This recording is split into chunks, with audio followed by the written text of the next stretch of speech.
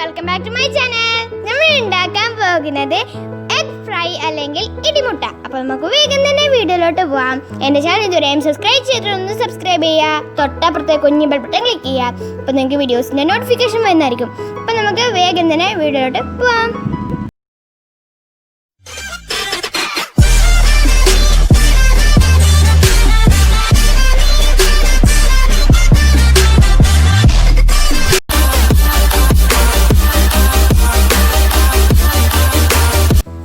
ആവശ്യമായ സാധനങ്ങൾ എന്തെല്ലാമെന്ന് നോക്കാം. മുട്ട, മുളക് പൊടി, മഞ്ഞൾപ്പൊടി, കുരുമുളക് പൊടി, ആവശ്യത്തിന് ഉപ്പ്, കരിവേപ്പില ചെറുതായി അരിഞ്ഞത്. അപ്പോൾ ഇതൊക്കെയാണ് ആവശ്യമായ സാധനങ്ങൾ. ഇനി എങ്ങനെ ഉണ്ടാക്കുക എന്ന് നോക്കാം. ആദ്യം തന്നെ നമ്മളൊരു ഇഡ്ഡലിയുടെ ഇതെടുത്തിട്ടുണ്ട്. അതിലോട്ട് കുറച്ച് ഓയിൽ ഒന്ന് ഗ്രീസ് ചെയ്ത് കൊടുക്കാം. എന്നിട്ടാകുമ്പോൾ നമ്മൾ മുട്ട എല്ലാം ഒന്നും പൊട്ടാതെ ഇതിലോട്ട് ഒഴിച്ചു കൊടുക്കാം. ഇനി നമ്മൾ ഇഡ്ഡലിയുടെ തട്ടിലേക്ക് വെള്ളം ഒഴിച്ച് നന്നായിട്ട് ചൂടാക്കിയിട്ടുണ്ട്. ഇനി നമ്മൾ അത് മെല്ലെ അതിലോട്ട് ഇറക്കി വെച്ച് കൊടുക്കാം. മെല്ലെ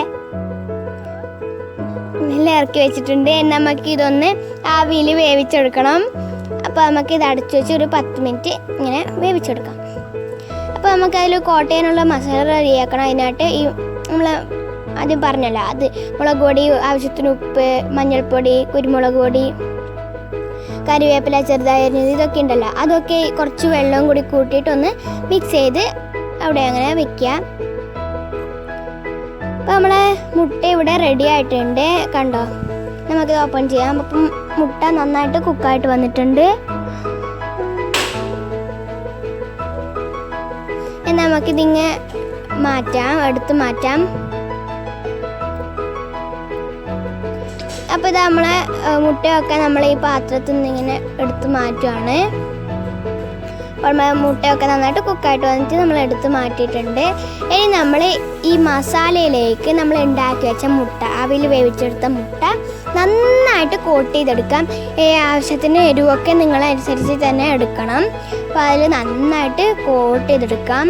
കണ്ടോ, അതേപോലെ നന്നായിട്ട് മസാലകൾ കോട്ട് ചെയ്തെടുക്കണം. ഇനി നമുക്ക് ഫ്രൈ ചെയ്തെടുക്കുകയാണ് ചെയ്യേണ്ടത്. അപ്പോൾ ആദ്യം തന്നെ ഒരു പാനിലോട്ട് കുറച്ച് ഓയിൽ ഒഴിച്ചു കൊടുക്കാം. എന്നിട്ടാകുമ്പോൾ നമ്മളെ ഈ മുട്ടയ്ക്ക് മസാലയൊക്കെ പെരക്കി വെച്ചില്ല, അത് വെച്ച് കൊടുക്കാം. എല്ലാം വെച്ച് കൊടുത്ത് ഒന്ന് ഫ്രൈ ചെയ്തെടുക്കാം. അപ്പോൾ നമ്മൾ ഫ്രൈ ആയിട്ട് വന്നിട്ടുണ്ട്. കണ്ടോ, നമുക്കിതിന് പ്ലേറ്റിലോട്ട് സെർവ് ചെയ്യാം. അപ്പോൾ നമ്മളെ മുട്ട നല്ല ടേസ്റ്റി ആയിട്ടുള്ള ഇടിമുട്ട അല്ലെങ്കിൽ എഗ് ഫ്രൈ ഇവിടെ റെഡി ആയിട്ടുണ്ട്. അപ്പോൾ എല്ലാവർക്കും ഇഷ്ടപ്പെട്ടെങ്കിൽ ലൈക്ക് ചെയ്യുക, ഷെയർ ചെയ്യുക, കമൻറ്റ് ചെയ്യാൻ മറക്കരുത്. എല്ലാവരും വീട്ടിൽ ട്രൈ ചെയ്ത് നോക്കണം. സബ്സ്ക്രൈബ് ചെയ്യണം, സപ്പോർട്ട് ചെയ്യണം. Bye bye.